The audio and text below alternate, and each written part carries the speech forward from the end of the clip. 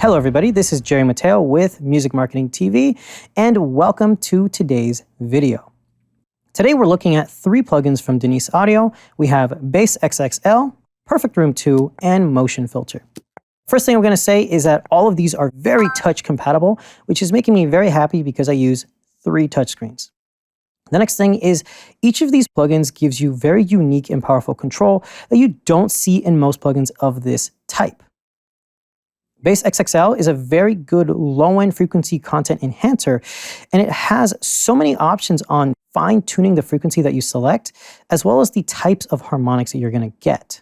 Perfect Room 2 is an amazing reverb that has extremely powerful and flexible tonal and pitch options for how it's going to sound, as well as a reverse reverb. You're able to time align your pre-delay, attack, and length of your reverb, as well as having a built-in ducker. You have a wet-dry mix and a built-in EQ. Motion Filter is really unique. It's basically a filter that allows you to control everything via LFO, sweeper. You can have it time aligned. You can have it using different types of sweeps: sine wave, triangle, square, sawtooth, random, and even dynamics. This is everything from bandpass, low pass, high pass, and notch filters, and you can change the octave slopes as well as how this is going to respond, either resonance or dynamics wise. So let's start off by taking a look at Motion Filter. Now I used this in the very beginning of this rock song. This is a cover song, and we have Motion Filter right here, and we have a very interesting beginning bass part. Everything just kind of sounds crazy and out of control, and let's just listen to it so you can hear it.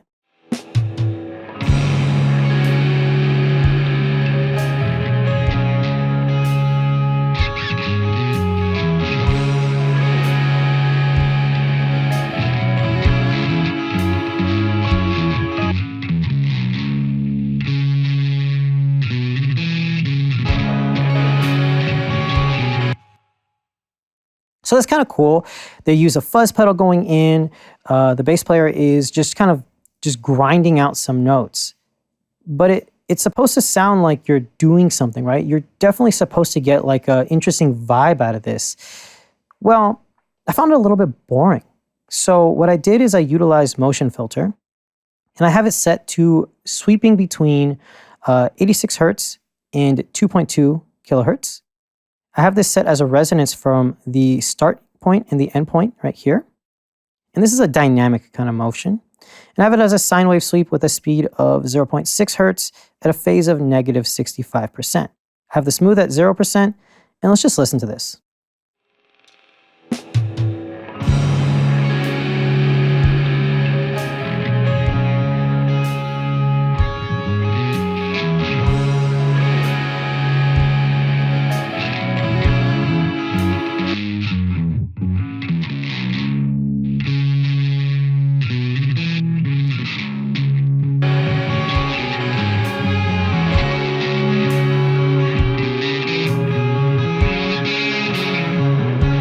Now, to me, I think that this laid out the initial intent of the track, where it was supposed to just kind of have this like in and out, droning, aggressive, fuzzy, but sometimes not as fuzzy bass tone. It gives it more movement and motion and makes it just a little bit less boring. Everyone else is playing different notes and doing stuff that's dynamically coming in and out, while the bass is just kind of consistently just being a blob.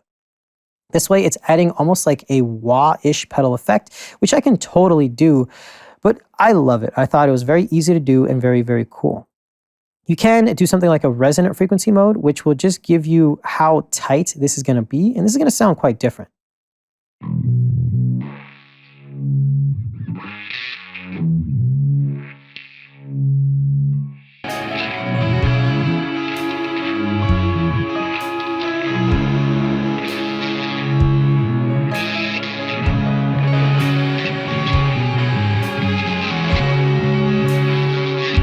But what I like about the way that I utilize Motion Filter is some of the high frequency notes, especially when they're playing, are really being accented by cutting out the low end. It's really cool. It's a great sound design and essentially just tonal choice that I've made. Moving on to the other side of the bass, where I have the second copy of this same bass part, I am using Bass XXL.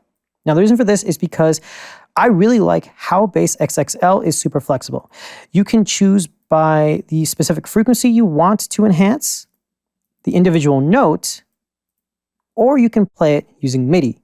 If you play via MIDI, what you do is you play a note on your MIDI keyboard, and it will trigger that specific note to be enhanced on the track you have it on.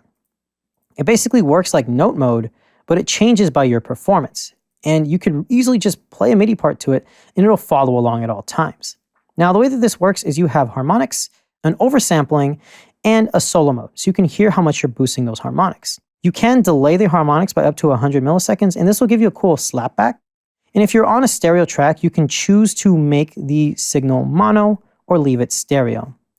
If you are doing this on kick drum or bass guitar, I would recommend folding down the harmonics to mono just so that they cut through a little bit better and they stay very impactful in a bigger system with nice subs that might be folded down to mono.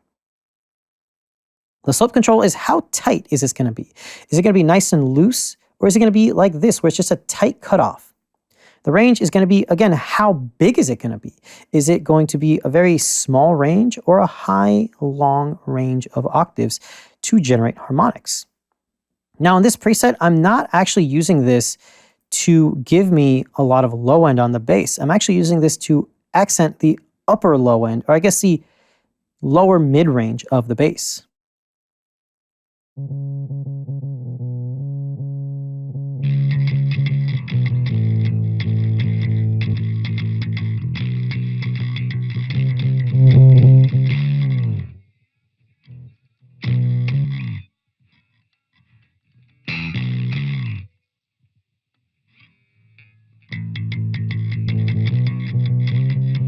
It adds a tiny bit of grit and it helps it cut through, but also fills up the frequency content. This is not a very busy mix. We just have a couple of drum elements, a bass, 2 guitars, keyboard that plays like twice, and then a couple of vocals. There's not much going on, so we need something to make it sound thicker.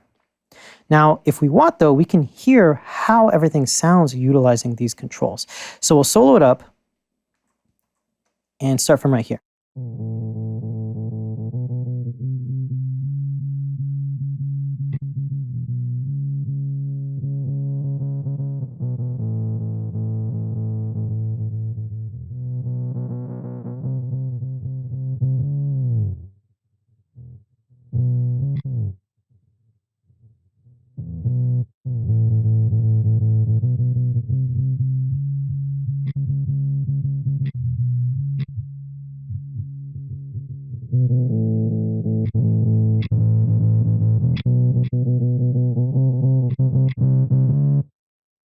One thing that I have noticed from using this, when you use oversampling, you get a lot less distortion. But when you utilize the roll-off filter's slope, you can get more distortion because what you're doing is instead of it gently rolling off the harmonics, it's making it tight and aggressive. So it's only generating harmonics at that range, and then it cuts it off. So if you want a more controlled distortion, but you want it to be gritty and aggressive, increase the range and tighten up the slope. You'll have more distortion, but you'll have it at a very select frequency range, and then you can dial it in by bringing this down. For this preset, we used, I think about the root of C, C3, the harmonics at 100, boost at 46 or 45, and this is how it sounds.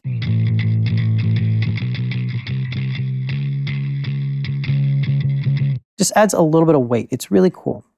The next thing is I use this on the kick and the toms. So let's grab the kick mic and let's just take a listen. We'll have it bypassed.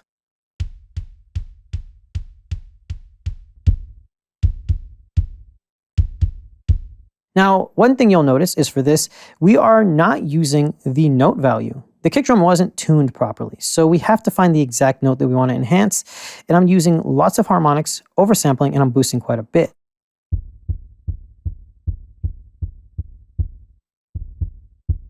I'm also using a 12 dB octave slope at a full 3 range.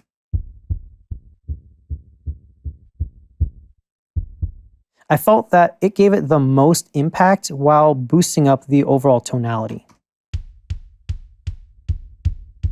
You hear that? It just makes it sound like it punches a little bit harder. Next, we have tom 1 and 2. And for this, I did use specific frequencies. For tom 2, I did E1, and For tom 1, I did A1. Considering that tom 2 is a floor tom, it needed to be a little bit lower. I have the harmonics set at about 72 with a 68% boost, and I have a 12 dB octave slope at a range of 1.6. It just adds a tiny bit more depth to it. It doesn't do very much. I'm not trying to overpower things. Now, this is going to lead up to probably one of my favorite reverbs I've ever used in a very, very long time. That is going to be Perfect Room 2. Now, I have this on my vocal reverb on my bus, and as you see, it has a lot of controls. We're going to actually save this. For the pre-delay, this is 0 all the way to 1000 milliseconds. This again can be set to the tempo of your song. The attack time is really cool because it basically time stretches and decays how the audio goes into the reverb. And this is really, really cool.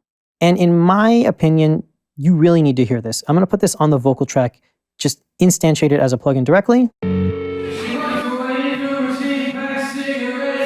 Really good sounding reverb, right? Check out this attack decay.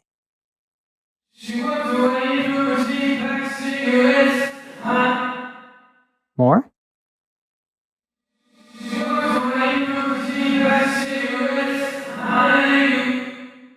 It basically kind of time stretches the audio going in. It's really, really cool. Now, of course, you can do a reverse reverb.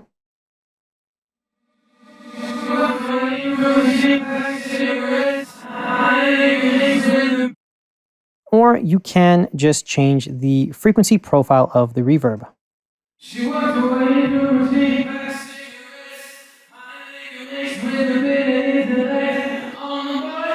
You can change the decay profile. She walked away through a cheap pack cigarette. And to me, this sounds like pre-delay and decay. You're kind of blending between the two. I like that. You have a halo effect and pitch modulation. She walked away through a cheap pack cigarettes. High liquor mixed with a bit of intellect. On the boys, they were saying they were into it. It's such a pretty face, a pretty name driving me crazy. To me, pitch modulation is very subtle at all times, but it definitely changes a little bit of the reverb's kind of a side spills, if you will. The ducker is really good. It's just a very natural, smooth ducking of the audio, and then you have your release right here.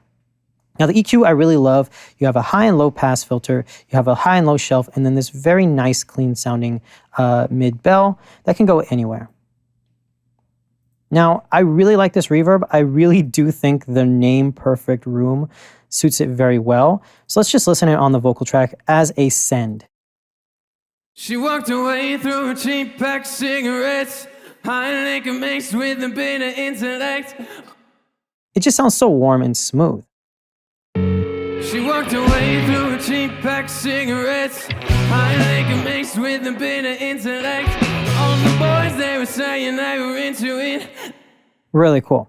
Now, we're going to go on another instance of Perfect Room 2 because I love the reverse reverb this thing has. So I've actually taken little snippets of the audio track right here, and I've put them in here and there.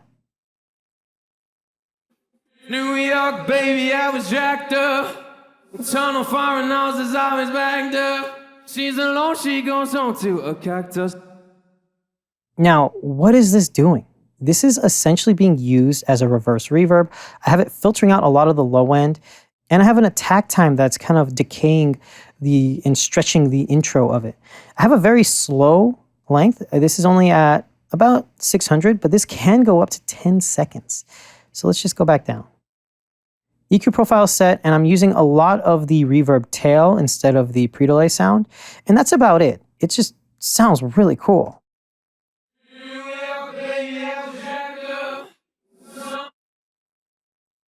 And when we bring this in with the original track, New York, baby, I was jacked up. Tunnel foreign noses always backed up. It sounds almost like I'm adding a slap delay, but it's before. And since it's reversed, it's kind of like easing into it. It's really cool. Check it out in the mix. Just check this out in the mix. We're going to go right here and listen to it. New York, baby, I was jacked foreign nose is always backed up. She's alone, she goes on to a cactus and she wears that black dress. Such an actress, driving me crazy, but I'm into it, wow. Into it, I'm kinda into it, it's scary. And you could really hear it right there, where he says crazy. With that black dress, such an actress, driving me crazy, but I'm into it, wow. Into it, I'm kinda into it, it's scary. They say I'm losing it all, think I'm losing it. I think she said I might be your baby. Really cool. It's adding a lot of color, and I like to kind of blend this in, so normally I would go ahead and automate this track a little bit. But I like where it is. I would definitely have to do a little bit more compression, maybe a little bit of limiting to keep this more consistent. But blending in all of these effects together is a fantastic way of enhancing your track. I like to really use a lot of these plugins, and what I'm going to do is bypass every instance of Denise Audio plugins, and we'll bring them back in. So you can hear what happens to this mix when we get rid of the low-end enhancement and all the other tools that we've been utilizing this entire video. So here we go. With that black dress, such an actress, driving me crazy, but I'm into it, wow. Into it, I'm kinda into it, it's scary. They say I'm losing it all, think I'm losing it. I think she said I might be your baby. It's none of your business, I'll have to be your baby. The toms, I mean, you almost never hear the toms, unfortunately. They don't play very often in this track, but they have a little bit more thump to them. I love the reverb tone. It sounds so good. And I really, really dig the kind of like reversed slap delay that I've created using the reverse reverb algorithm that it has. That filter in the very beginning of the track sounds absolutely fantastic.